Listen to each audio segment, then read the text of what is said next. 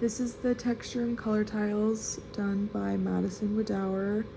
I'm so sorry if I'm saying your name incorrectly. But I can see that there are 2 cubes made of 6 different tiles each. The one on the left is constructed demonstrating using different textures, and these textures are all very different, but they chose to use rocks, those popsicle sticks, maybe that's grass or long leaves, and then tinfoil, leaves, and what appears to be paper possibly. The other cube on the left, which demonstrates color, uses a variety of colored paper. And that paper is cut out and create, the different cutouts create different patterns and demonstrate different color schemes. Both cubes demonstrate the use of very clean and sharp lines. Obviously the texture cube doesn't have literal lines, but it's kind of implied lines. And then the colored cube uses lines because those cutouts create those lines. The colored cube is more flat and contains very little texture, but the texture cube has surfaces that extend beyond that literal cube. For the analysis section, the artist has gathered different textures and colored paper in order to glue them onto those 6 tiles, and then those 6 tiles are also glued together to make the 2 different cubes. The use of so many different textures creates that variety and contrast and kind of makes that viewer interested in the piece, obviously, because it's not just all the same.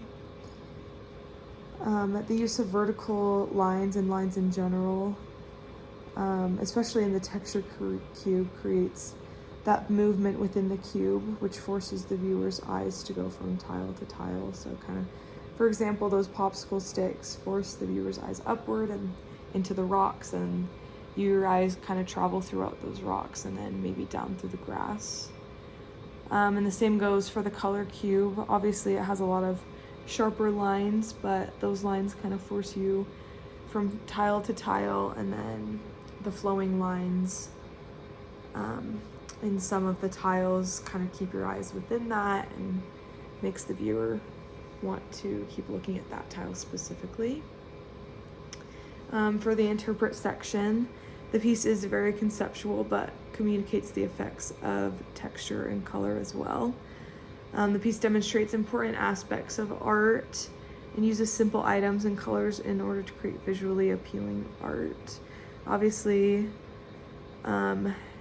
this project was relatively simple, but this artist made it very visually appealing by using such a variety of textures and different patterns and colors within those color cube. For the judgment section, I do believe this project was successful because it accurately depicts those different textures and colors, which was the given assignment, obviously.